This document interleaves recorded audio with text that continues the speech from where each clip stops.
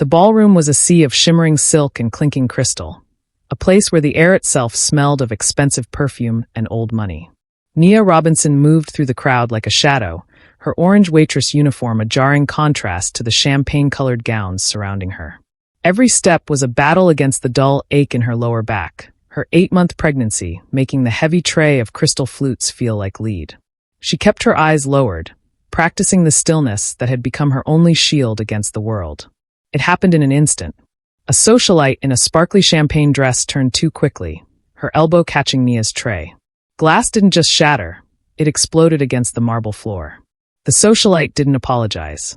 Instead, she let out a shrill cry of outrage, looking down at the small splash of wine on her hem as if it were a mortal wound. Before Nia could even murmur an apology, the woman's hand lashed out. The sound of the slap was sharp and sudden, echoing through the cavernous room and cutting through the low hum of the string quartet. Nia's head snapped to the side, her cheek burning with a searing heat that brought tears to her eyes. She stood frozen, wine dripping from her damp hair onto her orange collar, her hands instinctively flying to her stomach to protect the life within. The silence that followed was heavy and suffocating. Jang Hyun-woo, the hotel manager, appeared almost instantly. His eyes flicked toward Nia's stomach with a look of pure coldness before he turned a practiced, sycophantic smile toward the guest. "I am deeply sorry for this incompetence, madam," he said, his voice dropping to a hiss as he turned back to Nia. "You are a disgrace to this establishment. Apologize to the guest immediately and clean this mess, or don't bother coming back tomorrow." Nia bowed her head, her breath hitching in her throat. She was used to being invisible, but this public humiliation felt like a new kind of death. She knelt slowly, her knees protesting, her fingers trembling as she reached for the shards of glass. "That won't be necessary." The voice was deep, measured, and carried a weight that made the air in the room feel suddenly thin. The crowd parted like a dark tide as Si-Hwan rose from the center VIP table. He was a man of sharp angles and cold certainty, his black luxury suit tailored to perfection. Behind him, a large, bald bodyguard stepped forward, his presence adding a layer of lethal authority to the scene. Si-Hwan did not look at the socialite. He did not look at the manager. His cold, dark eyes were fixed entirely on the woman kneeling in the orange uniform. He saw the way she shielded her belly. He saw the exhaustion etched into the hollows of her cheeks. Recognition hit him with the force of a blow he hadn't braced for. He walked toward her, his footsteps steady and deliberate on the marble. The hotel manager stepped back, his face paling as the Mafia King approached. Si-Hwan stopped inches from Nia and did something that made his own bodyguards exchange stunned glances. He bowed, not out of custom, but out of a deep, silent respect that the room didn't understand. "Stand up," he said softly, reaching out a hand. Nia looked up, her eyes wide with shock as she met the gaze of the man she had once saved when he was a stranger in the rain. "I didn't ask for this," she whispered, her voice shaking. Si-Hwan's jaw tightened, a flicker of controlled rage crossing his face as he looked at the red mark on her cheek. "I know," he replied, his voice echoing through the silent ballroom. "But I am here now, and this party is over." The alarm on Nia's phone buzzed against the nightstand, a harsh, vibrating intruder in the stillness of the pre-dawn dark. She didn't reach for it immediately. Instead, she lay frozen, one hand drifting instinctively to the heavy curve of her stomach, waiting for the answering movement from within. When the kick came, sharp, insistent, and undeniably alive, she finally exhaled. "I know," she whispered into the stale air of the small room she shared with her mother. "I'm up." Getting out of bed was a production of leverage and willpower. Her ankles were already swollen, the skin tight and shiny, protesting the weight they would have to carry for the next 12 hours. She moved quietly across the room, avoiding the floorboards that creaked, and reached for the hanger hook on the back of the door. The uniform hung there like a sentence. It was a bright, garish orange, a color chosen by management to look vibrant and modern. But on Nia, it was a constraint. It was a size too small. When she had asked for a maternity size 3 months ago, Jang Hyun-woo had looked at her with a sneer that made her skin crawl. "We don't order special inventory for temporary inconveniences," he had said. "Make it fit or find another job." So, she made it fit. She pulled the polyester fabric over her head, wincing as it caught on her shoulders. The zipper tracked up her spine with a reluctant hiss, stopping just short of the top, the fabric pulling taut across her belly. It was suffocating. She smoothed the material down, staring at her reflection in the cracked bathroom mirror. Her hair was already frizzy from the humidity, her face drawn and gray with exhaustion. She didn't look like the capable, educated woman she had been 2 years ago. She looked like what the world now told her she was, a problem to be hidden in the back of the house. The commute to the hotel was a blur of exhaust fumes and the jostling of bodies on the crowded bus.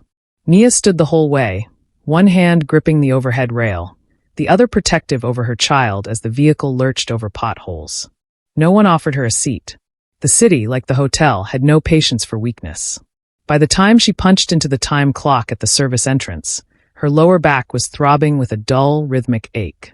The air in the kitchen was already thick with the smell of roasting garlic and industrial cleaner. "You're late," a voice clipped from the shadows near the schedule board. Nia didn't flinch. She turned to see Jang Hyunwoo standing there, his suit impeccable, his eyes scanning her with the clinical detachment of a butcher inspecting low-grade meat. "I'm 5 minutes early, sir," Nia said, keeping her voice level. She pointed to the digital clock on the wall. Jang didn't look at the clock. He looked at her stomach. "You look messy," he said, his lip curling slightly. "That uniform is straining. It's unsightly for the guests. I asked for a larger size, sir. And I asked for a staff that represents the excellence of this establishment," he countered smoothly, stepping closer. "Tonight is the gala. Important people. Dangerous people. Wealthy people. They do not want to see this." He gestured vaguely at her body. "Stay in the shadows. Clear the tables, fill the glasses, and disappear. If I hear one complaint, if you drop one spoon, you are done. Do you understand?" "Yes, sir," Nia replied, her nails digging into her palms. "Good. Now fix your hair. You look like you slept in a gutter." He turned on his heel and walked away, barking orders at a sous chef. Nia let out a shaky breath, the humiliation burning hot behind her eyes. She wanted to scream. She wanted to quit. But the baby kicked again, a flutter against her ribs, and the anger dissolved into the cold reality of survival. She needed the money. She needed the health insurance, however meager it was. She walked to the prep station and picked up a polishing cloth. For the next 6 hours, she stood on the hard tile floor, polishing crystal flute after crystal flute until her fingers cramped. She stayed quiet. She stayed invisible. She told herself it was just another shift, just another night of swallowing her pride to feed her future. She didn't know that tonight, the shadows she was trying so hard to hide and were about to be ripped away. The silence in the ballroom was absolute, a vacuum created by the sudden violence of the slap and the terrifying stillness of the man standing in its center. Si-Hwan did not blink. He did not look at the socialite clutching her wine-stained dress, nor did he acknowledge the nervous murmurs of the bodyguards shifting behind him. His gaze was anchored entirely to the woman on the floor. He saw the tremor in her hands as she shielded her unborn child. He saw the dull, gray exhaustion in her skin. But mostly, he saw her eyes, wide, terrified, and brimming with a pain that had nothing to do with the physical sting on her cheek. In that fraction of a second, the luxury hotel melted away. The scent of orchids and champagne vanished, replaced by the sharp, metallic tang of blood and the relentless drum of rain against asphalt. Memory hit him like a physical blow. It was 3 years ago, in the alley behind a rival's club, the night of negotiation had turned into an ambush. Si-Hwan had stumbled out into the downpour, a jagged knife wound in his side, his vision blurring at the edges. He was powerful even then, but that night he was alone, bleeding out against the wet brick, waiting for the inevitable sound of footsteps coming to finish the job. Instead, he heard the click of heels. He had reached for his gun, but his fingers were too slick with blood. A figure had appeared above him. Not an assassin, but a woman in a crisp, professional blazer, holding a clear umbrella. It was her, Nia, but not this broken version. That woman had been vibrant, her skin glowing with health, her posture radiating a quiet, competent confidence. She hadn't screamed. She hadn't run. She had looked at the blood soaking his white shirt, then at his face. Without a word, she had dropped to her knees in the filth of the alley. She didn't ask who he was. She didn't ask what he had done. She simply pulled a silk scarf from her neck and pressed it hard against the wound. "Breathe," she had commanded, her voice steady against the panic rising in his chest. "Just breathe. I've got you." She had stayed with him until his extraction team arrived, shielding him from the rain with her own body, ruining her expensive clothes to keep a stranger warm. When his men finally pulled up, guns drawn, she had simply stepped back, fading into the shadows before he could even speak. He had searched for her for weeks, but she had vanished, erased from the city as if she were a ghost. The memory receded, leaving Si-Hwan standing in the cold, bright light of the ballroom. The contrast was nauseating. The woman who had commanded him to breathe, who had possessed such undeniable strength, was now kneeling in broken glass, wearing a uniform that looked like a prison sentence. "Sir."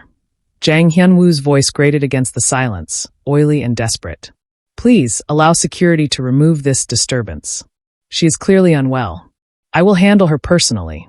The manager reached out, his hand hovering near Nia's shoulder. Si-Hwan's hand shot out, catching Jang's wrist in a grip that threatened to snap bone. The manager gasped, his eyes bulging. "Touch her," Si-Hwan said, his voice barely a whisper, yet it carried to the back of the room. "And you will lose the hand." He released the manager with a shove and turned back to Nia. She was looking up at him now, confusion warring with the fear in her eyes. She didn't recognize him immediately. How could she? He was a king now, and she was fighting just to survive the day.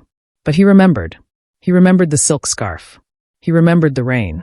He removed his suit jacket, the movement fluid and expensive, and draped it gently over her shaking shoulders, covering the stain, covering the uniform. "You saved me once," he said, low enough that only she could hear. "Now it is my turn." The heavy double doors of the ballroom swung shut, cutting off the soft strains of the string quartet and the murmur of the elite. The silence was instantly replaced by the harsh, fluorescent hum of the service corridor. Nia stumbled, her feet tangling in the oversized hem of Si-Hwan's suit jacket, which still draped over her shoulders like a shield she wasn't sure she was allowed to keep. Jang Hyun-woo didn't touch her. Si-Hwan's threat still hung heavy in the air, but he walked with a proximity that was its own kind of violence. He corralled her toward the loading dock, away from the eyes of the other staff, his polished shoes clicking sharply against the linoleum. "You think you are special now?" Jang hissed, spinning around to face her. His face, which had been a mask of servile apology in the ballroom, was now twisted into a sneer of pure vitriol. "Because a dangerous man decided to make a scene? You think that protects you?" Nia leaned against the concrete wall, one hand clutching the lapels of the jacket, the other pressing against the rhythmic, tightening pain in her lower belly. "I didn't do anything," she said, her voice thin. "She hit me. You saw it." "I saw a clumsy waitress disturb a guest," Jang snapped. "I saw a stain on a dress that costs more than your life. And I saw you bring a gangster into my dining room." He stepped closer, invading her space until she could smell the stale coffee and mint on his breath. "You are a liability, Nia. I told you this morning. I told you to disappear. And instead, you made yourself the center of attention." "I need my pay," Nia said, forcing herself to stand straighter despite the dizziness swimming at the edge of her vision. "I finished the shift. You owe me for the last 2 weeks." Jang laughed, a cold, dry sound that echoed off the metal loading doors. "Pay? You think you are getting paid?" He shook his head, looking at her with mock pity. "You destroyed property. You harassed a VIP client. The cost of cleaning that dress, the disruption to the event, if anything, you owe me." "You can't do that," Nia whispered, panic rising in her chest, sharp and suffocating. "My mother, the baby. I need that money." "You should have thought of that before you decided to play the victim," Jang spat. He reached for the door release, the metal gears grinding as the loading bay opened to the humid, exhaust-choked night. "Get out. Don't go to the locker room. Don't speak to the staff. Just go." "My clothes are trash," he interrupted. "Just like you." His eyes dropped to the suit jacket. "And give me that. You will not steal from a guest on your way out." He reached for the silk lapel. Nia flinched back, her grip tightening. For a second, she saw a flash of uncertainty in Jang's eyes, the memory of Si-Hwan's promise to break the hand that touched her. Jang hesitated, his hand hovering in the air, trembling slightly. He pulled back, sneering to cover his fear.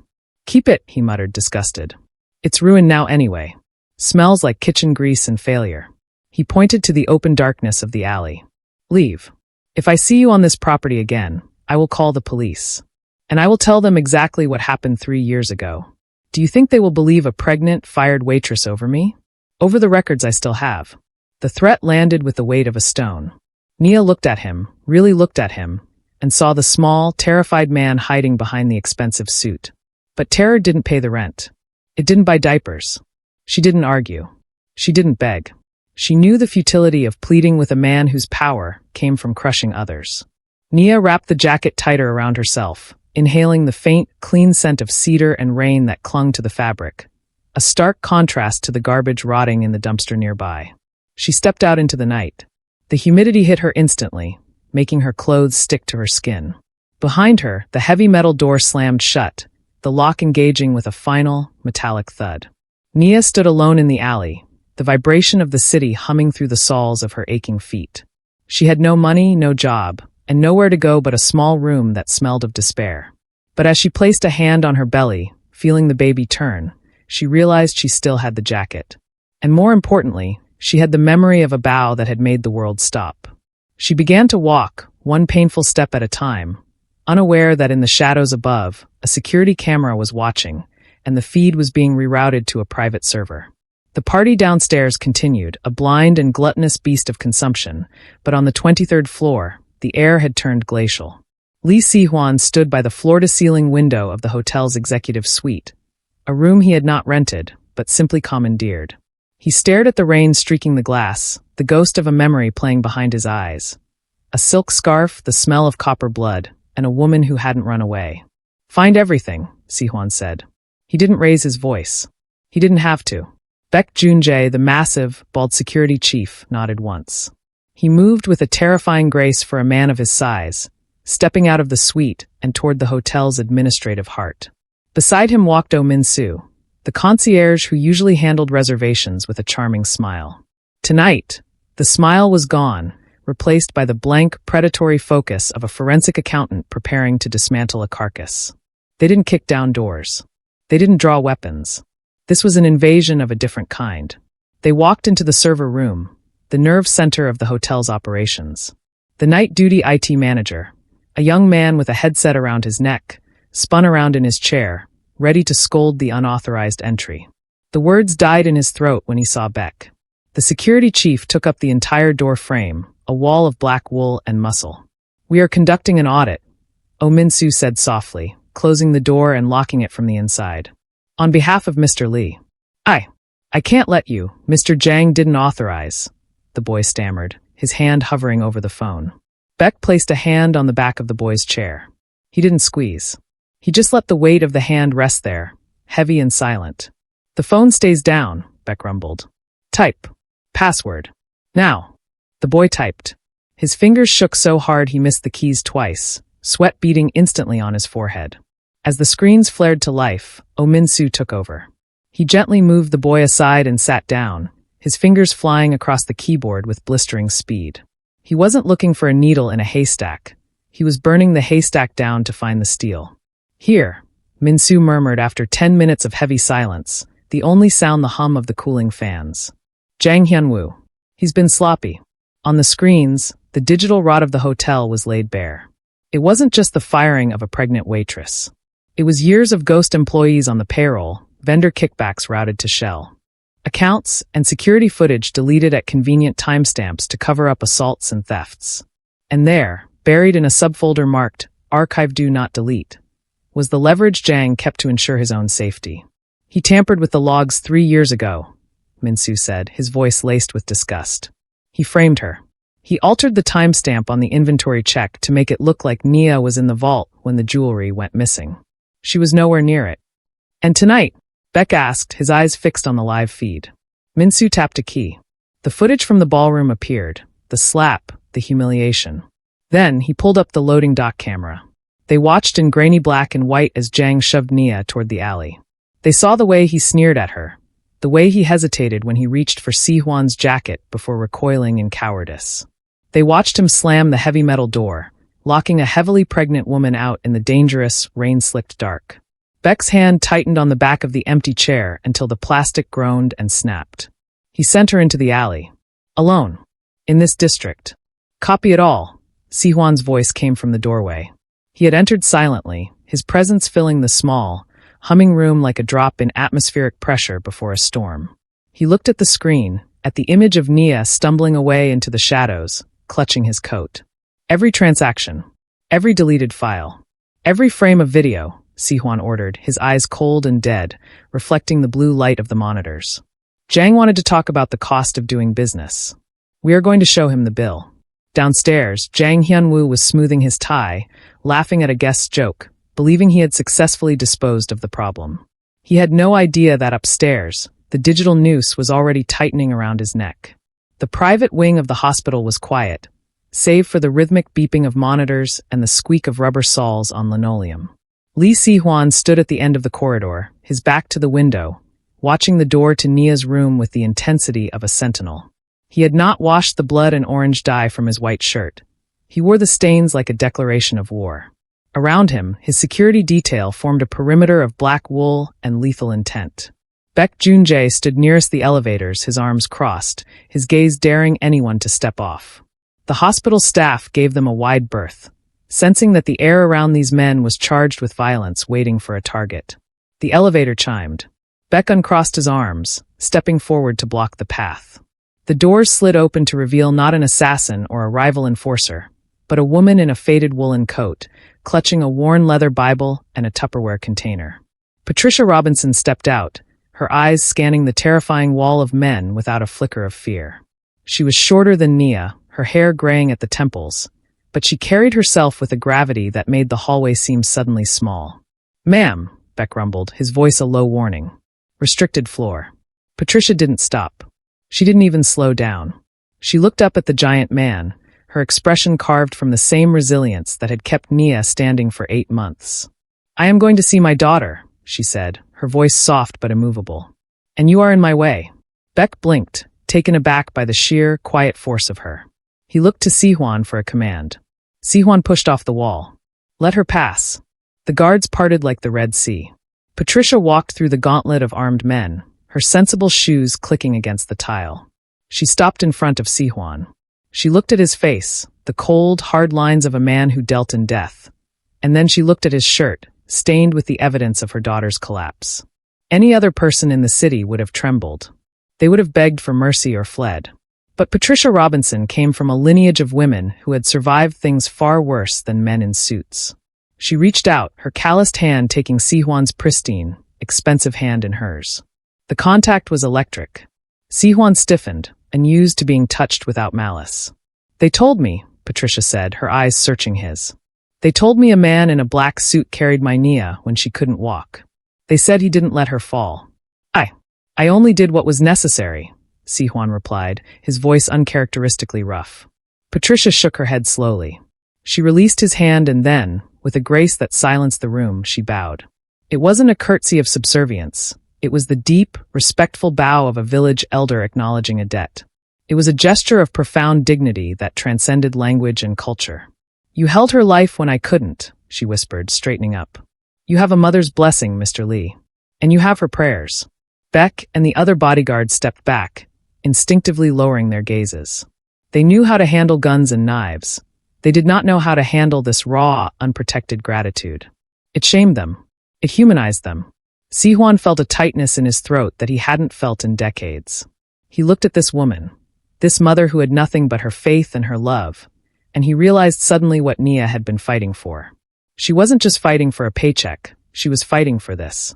For this rooted, unshakable love that money couldn't buy and violence couldn't kill. "Go to her," Si-Hwan said, stepping aside and opening the door to Nia's room himself. "She is stabilizing. The doctors are with her." "Thank you," Patricia said. She paused at the threshold, looking back at him one last time. "You look like a man who is ready to burn something down, Mr. Lee." "I am," Si-Hwan admitted, his eyes darkening as the image of Jang Hyun-woo filled his mind. Patricia nodded grimly. "Good. Just make sure you leave enough standing for us to build a future on." She slipped inside the room, and the door clicked shut. Si-Hwan turned back to Baek, the softness vanishing from his face, replaced by a cold, terrifying resolve. The village had greeted him, and in doing so, it had given him a mandate. "Baek," Si-Hwan said, his voice dropping to a lethal whisper. "Get the car. We are going back to the party." The gala was trying desperately to forget. The champagne continued to flow. The string quartet played a waltz with frantic cheer to cover the earlier unpleasantness, and Jang Hyun-woo moved among the VIP tables, smoothing ruffled feathers with the practiced ease of a man who believed consequences were for the poor. He was laughing at a joke made by a senator, his hand resting casually on the back of a velvet chair, when the ballroom doors didn't just open. They were thrown wide with a force that rattled the crystal chandeliers. The music faltered and died. The laughter evaporated into a sudden, suffocating vacuum. Si-Hwan stood at the threshold. He was no longer the silent observer in the VIP booth. He was the storm making landfall. He had changed his shirt, replacing the blood-stained white with a tactical black turtleneck under his suit. But the air around him still crackled with ozone and imminent violence. Behind him, Baek Jun-jae and a phalanx of grim-faced security personnel fanned out, sealing the exits with silent, terrifying efficiency. Jang's smile froze, then shattered like cheap glass. He stepped forward, his hands raising in a placating gesture that looked pathetic against Si-Hwan's advancing stride. "Mr. Lee," Jang stammered, his voice pitching high in the sudden silence. "We are in the middle of a toast. If there is an issue, we can discuss it in my office." "Sit down," Si-Hwan said. He didn't shout. He didn't have to. The command carried the weight of a gavel strike, echoing off the vaulted ceiling. Si-Hwan didn't stop at the manager. He walked straight to the stage, taking the microphone from a stunned MC. He looked out at the sea of faces, the wealthy, the powerful, the indifferent, who had watched a pregnant woman collapse and done nothing but complain about the disruption. "Tonight, you came for luxury," Si-Hwan's voice boomed, cold and crisp through the speakers. "You came to celebrate excellence. But a building built on rot cannot stand." He signaled to the lighting booth, where Oh Min-soo had already commandeered the system. The massive projection screens behind the stage, which had been displaying donors' names and soft-focus florals, flickered and turned a stark, terminal blue. A collective gasp rippled through the room. It wasn't a logo. It was a ledger. Lines of code, bank transfers, and timestamps scrolled rapidly, magnified for all to see. Red highlights marked years of theft, funds diverted from staff wages, vendor kickbacks routed to offshore shell accounts, and safety inspections bribed into passing grades. "Ghost employees," Si-Hwan narrated, his eyes locking onto Jang, who was now trembling near the buffet table. "Money stolen from the people who serve your food. And worse." The screen shifted again. The room watched in horrified silence as a grainy video from 3 years ago played. It showed Nia Robinson, younger and vibrant, clearly visible in the kitchen inventory room at the exact timestamp she had been accused of stealing from the guest vault on the other side of the building. The timestamp was verified, the lie was exposed. "And tonight," Si-Hwan continued, the image shifting to the loading dock footage from barely an hour ago. The high-definition screen showed every detail. Jang shoving the pregnant Nia into the rain, sneering at her distress, locking the door against a woman in labor. "This is your manager," Si-Hwan said, the temperature in the room dropping to absolute zero. "This is the man who defined service for you." Jang lunged toward the stage, panic stripping away his veneer of civility. "That's a lie. That's manipulated. You can't do this to me." Baek intercepted him with the casual ease of a man swatting a fly. He swept Jang's legs out from under him, pinning the manager to the polished marble floor with a single hand on his chest. The thud of Jang's body hitting the ground was the only sound in the cavernous room. "The police are already in the lobby," Si-Hwan said, looking down at the squirming manager with disinterest. "They have the full audit. They have the video. And they have the testimony of the staff you threatened." Si-Hwan turned back to the crowd. His gaze swept over the cruel party woman in the champagne dress, who shrank back in her seat, terrified that the eyes of the king would find her next. "This hotel is under new management effective immediately," Si-Hwan announced. "The party is over. Go home." As the guests scrambled for the exits, fleeing the harsh light of truth, Si-Hwan stepped off the stage. He didn't watch Jang being dragged away in handcuffs, screaming about lawyers. He walked through the emptying ballroom, the silence now heavy not with tension, but with the clean, quiet weight of justice finally arriving. The morning sun that filtered through the hospital blinds was different from the dawn Nia had known for years. It wasn't the harsh, demanding light of a workday that started too early. It was soft, patient, and carried the promise of a day that belonged entirely to her. She shifted in the bed, the hospital gown feeling like silk compared to the scratchy, tight orange polyester she had worn for months. The constant, crushing pressure in her chest had eased, replaced by a dull, manageable ache and the rhythmic, steady beat of the fetal monitor. The door opened, but it wasn't a nurse. Si-Hwan stepped inside, holding a thick manila envelope. He looked tired, the lines around his eyes a little deeper, but the tension that usually coiled around him like a spring had loosened. He didn't sit. He stood at the foot of the bed, respecting the space he had carved out for her safety. Jang Hyunwoo has confessed, Si-Hwan said quietly, though he didn't have much choice. The server logs were comprehensive. Nia pulled herself up, wincing slightly. And the theft? The jewelry from 3 years ago. Erased, Si-Hwan replied, sliding the envelope onto the tray table. The police have the unaltered footage. It proves you were on the other side of the building. The charges have been dropped, and the record expunged. You are not a criminal, Nia. You never were. Nia reached out and touched the paper. For 3 years, that lie had defined her. It had pushed her into the shadows, forced her into uniforms that didn't fit, and made her bow to men who deserved no respect. Now, with a single folder, the weight was gone. She wasn't just cleared, she was vindicated. Thank you, she whispered, her voice thick with emotion. Do not thank me for the truth, Si-Hwan said, his gaze intense. The hotel. It owes you more than just an apology.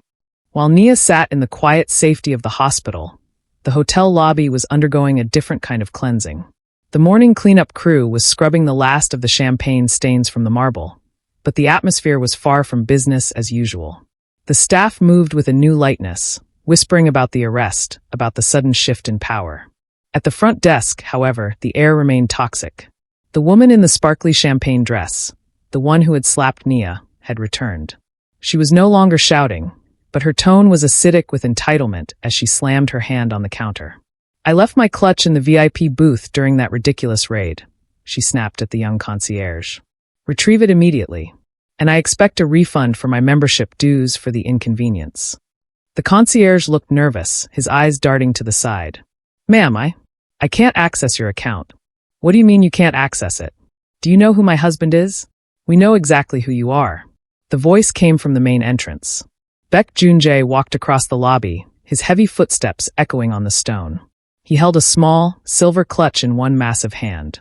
He didn't offer it to her. He placed it on the counter with a deliberation that suggested it was contaminated. Your property, Baek rumbled. The woman snatched the bag, sneering. Finally, someone with some competence. Now, about my membership. Revoked, Baek said. The woman froze. Excuse me? Your membership is terminated. Your reservations are cancelled. Your name is on the blacklist for this hotel and every property associated with Mr. Lee, Baek stated, his face a wall of stone. You struck a member of our staff. You are no longer welcome here. You can't do that, she sputtered, her face flushing a mottled red. I am a gold-tier patron. I will sue. I will ruin this place. Baek took a single step forward, leaning down until he was eye level with her. The danger radiating off him was palpable, silencing her instantly. You assaulted a pregnant woman in front of witnesses, he said softly. Be grateful Mr. Lee is only taking your membership and not your hand. He straightened up and pointed to the door. Leave. The woman looked around the lobby. She saw the staff, the bellhops, the cleaners, the receptionists watching her. They weren't looking down anymore. They were looking at her with the quiet confidence of people who knew the monster in the suit was gone. Humiliated, she turned and hurried out the spinning doors, her heels clicking a frantic retreat. Back in the hospital, Nia watched the news report on the mute television mounted on the wall. A ticker tape at the bottom announced the scandal at the hotel and the new management's commitment to complete transparency. What happens now? Nia asked, looking away from the screen to Si-Hwan. Now, Si-Hwan said, you rest. And when you are ready, we discuss the future. You are not going back to the kitchen, Nia. A queen does not serve the table, she sets it. For the first time in years, Nia Robinson didn't worry about the next shift. She leaned back against the pillows, placed her hand on her belly, and let herself imagine a life that didn't hurt. The labor began at midnight, arriving not with the terror of the gala, but with a steady, rhythmic certainty. The private suite in the hospital, secured and paid for by the Lee Foundation, was a fortress of calm. Outside, the city of Nairobi slept under a blanket of stars, but inside, a new world was being engaged. Nia Robinson did not scream. She breathed. She anchored herself to the sound of her mother's voice reciting psalms in the corner and the presence of the man standing silently by the window. Lee Si-Hwan had not left the hospital since the night of the raid. He stood guard, his back to the glass, his presence a silent promise that no harm would cross the threshold. He wasn't there to take over, he was there to witness. When the pain crested, sharp and demanding, Nia gripped the bed rails, her knuckles turning white. She thought of the orange uniform. She thought of the manager's sneer and the socialite's slap. She took every ounce of that humiliation, every moment she had been forced to bow, and she engaged it as fuel. She pushed not just for birth, but for release. The cry, when it came, shattered the stillness of the room. It was loud, indignant, and unmistakably alive. The doctor, a kind woman with gentle hands, placed the baby on Nia's chest. "A daughter," she announced softly. Nia looked down. The baby was slick and warm, her eyes squeezed shut against the sudden light, her tiny fists already clenched as if ready to fight for her place in the world. Tears, hot and cleansing, slid down Nia's temples. She traced the curve of the baby's cheek, marveling at the perfection of a life that the world had tried to discard as an inconvenience. "Amani," Nia whispered, her voice rough with exhaustion but steady with pride. "Her name is Amani." "Peace," Patricia murmured from the bedside, wiping her own eyes. "It means peace." Si-Hwan stepped forward then. He moved slowly, as if afraid the violence inherent in his world might disturb the sanctity of this one. He stopped at the bedside, looking down at the bundle in Nia's arms. The Mafia King, who could dismantle corporations and break men with a glance, looked utterly disarmed. "She is small," Si-Hwan said, his voice quiet. "She is strong," Nia corrected, looking up at him. "Like her mother." Si-Hwan met her gaze, and for the first time, there was no shadow in his eyes. "Yes," he agreed. "She will never bow, Nia. I promise you that." 6 months later, the doors of the hotel opened, but the woman who walked through them was not wearing an ill-fitting orange uniform. Nia Robinson wore a tailored navy suit that fit her frame perfectly. She walked with her head high, her stride purposeful, clutching a portfolio against her chest. The lobby was bustling, but as she passed the front desk, the staff didn't look through her. The new concierge nodded respectfully. "Good morning, Ms. Robinson." "Good morning, David," Nia replied, offering a warm, genuine smile, one that wasn't forced by a manager's threat. She wasn't here to serve drinks. She was here to lead. In the wake of the scandal, Si-Hwan had not just fired the corrupt, he had rebuilt the system. He had established a new department for staff welfare and community outreach, and he had placed Nia at its helm. She was no longer the invisible labor. She was the voice for the women who cleaned the sheets and scrubbed the floors, ensuring that no mother would ever again have to choose between her dignity and her child's survival. She took the elevator to the penthouse level, the same floor where Si-Hwan's team had once raided the servers. Now the office door was open. Si-Hwan was behind the desk, reviewing contracts. He looked up as she entered, standing immediately out of habit and respect. "The proposal for the daycare center," Nia said, placing the file on his desk. "It's ready." "Then it is approved," Si-Hwan said without opening it. "You should read it first," Nia chided gently. "I trust the author," he replied. He walked around the desk, stopping a respectful distance away. "And Amani?" "With my mother." "She's trying to walk already," Nia laughed, a sound that felt light and unburdened. "She doesn't like to sit still." "Good," Si-Hwan said, a rare, genuine smile touching his lips. He looked at her, really looked at her, seeing not the broken woman in the rain, but the architect of her own restoration. Nia walked to the floor-to-ceiling window, looking out over the city that had once crushed her. She saw the streets where she had walked in pain, the alleys where she had hidden, but she didn't feel the fear anymore. She placed a hand on the glass, standing firm, her reflection overlapping with the skyline. She had walked through the fire and carried the truth out with her. She was Nia Robinson. She was a mother, and she was finally undeniably whole.